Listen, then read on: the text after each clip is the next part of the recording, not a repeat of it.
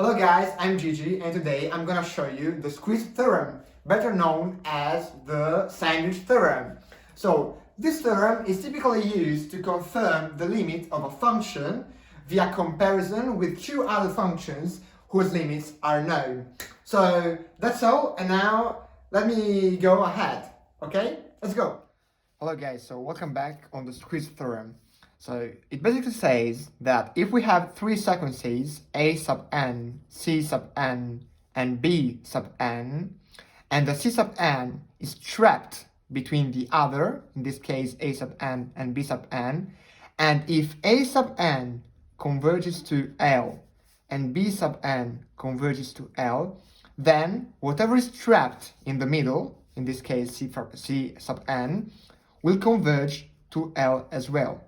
Okay, so it's pretty clear and intuitively, but now we have to prove it, of course. So let's go to the proof. So now the proof.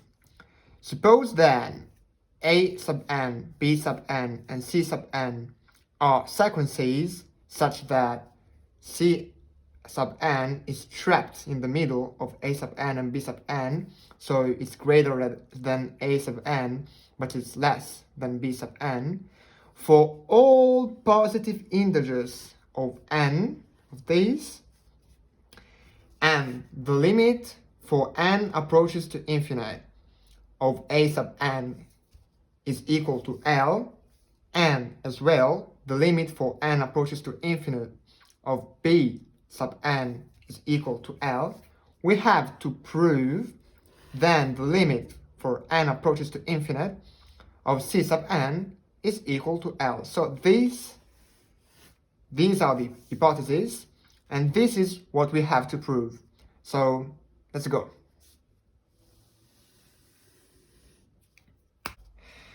So let's move on onto a more specific mathematical language.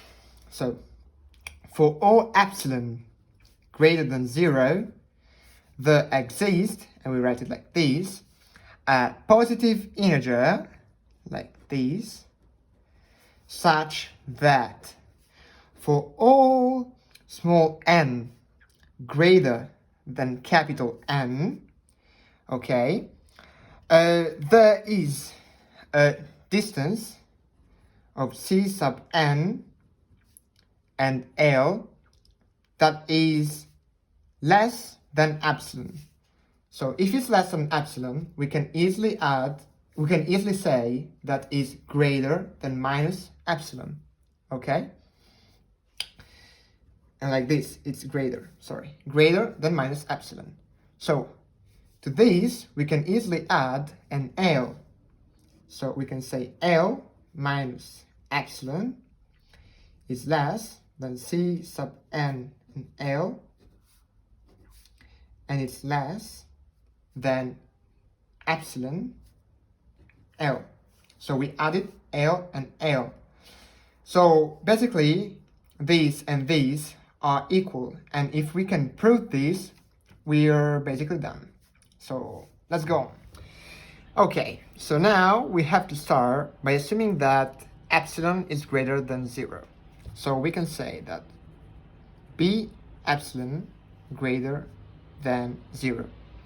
And then, as we were saying before, a sub n was converging to L, so we can say that a sub n converges to L, or better, since a sub L converges to L, there exists a positive integer, and now, since the fact that a sub n is converging to L, but also b sub n will converge to L, we can call it n1. So basically, there exists a positive integer such that for all small n greater than capital N1, the distance between a sub n and L is less than epsilon. But now we can play the same game that we did before here, adding the L. So there will be L here, then is less than a sub n and is less than L plus epsilon. So for a sub n converges to L is fine.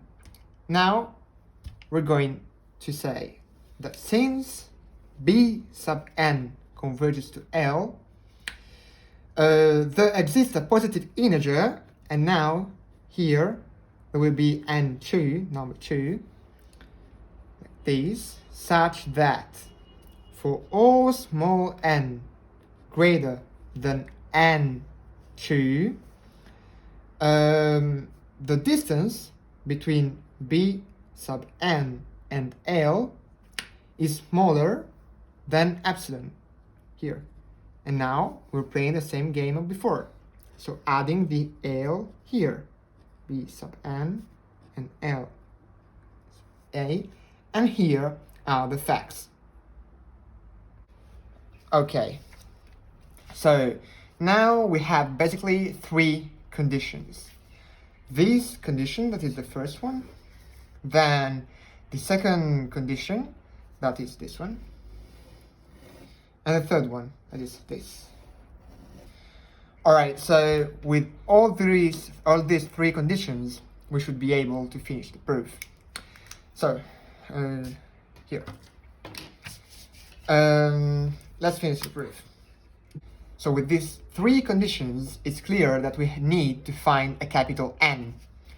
We define a positive integer n here, and we said also that epsilon, for all epsilon greater than 0. So we have to hold these two conditions to continue the proof.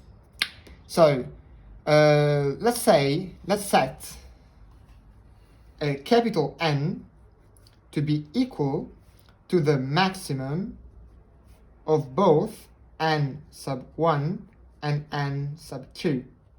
So these will be equal to the maximum of them.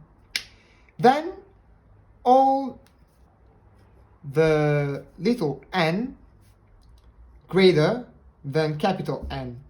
And we can understand that if the small n here is greater than capital N, and the capital N is equal to the maximum of n sub 1 and n sub 2, so this will be greater than these, okay?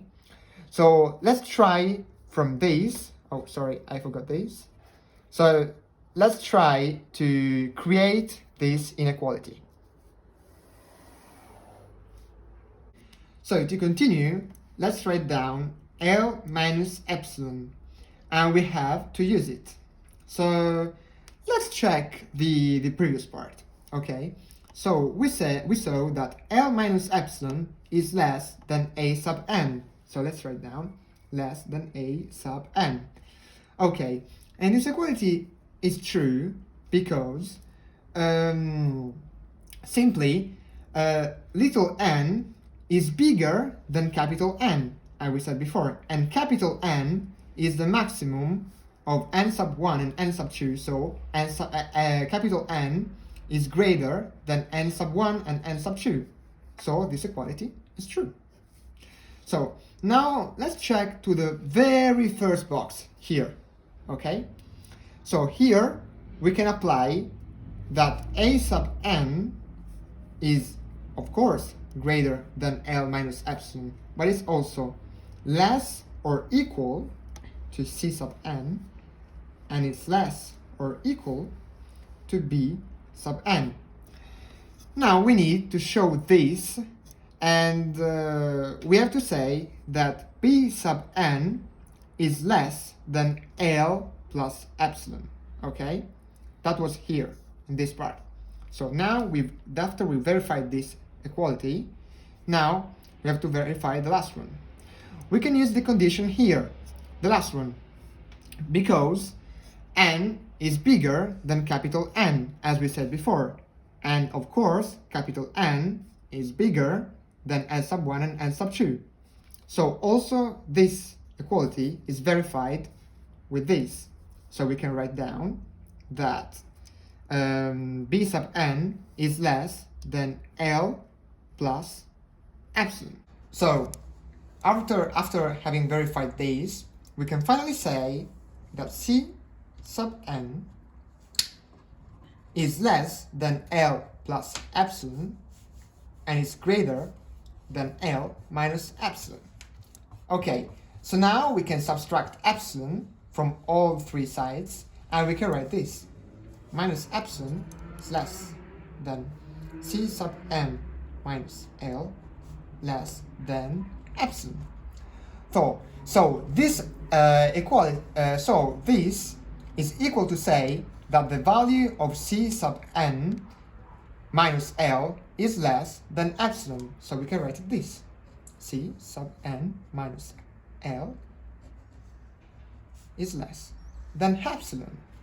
Okay guys, so we started with a epsilon greater than 0, then we found a capital N here. This is a positive integer, such that for all small n greater than capital N, the distance between C sub n minus L is less than epsilon. So this proves that the limit of C sub n for n approaches to infinite is equal to L. Guys, we proved this quiz theorem. So thank you guys for this lesson. I hope it went well and see you next time. Goodbye.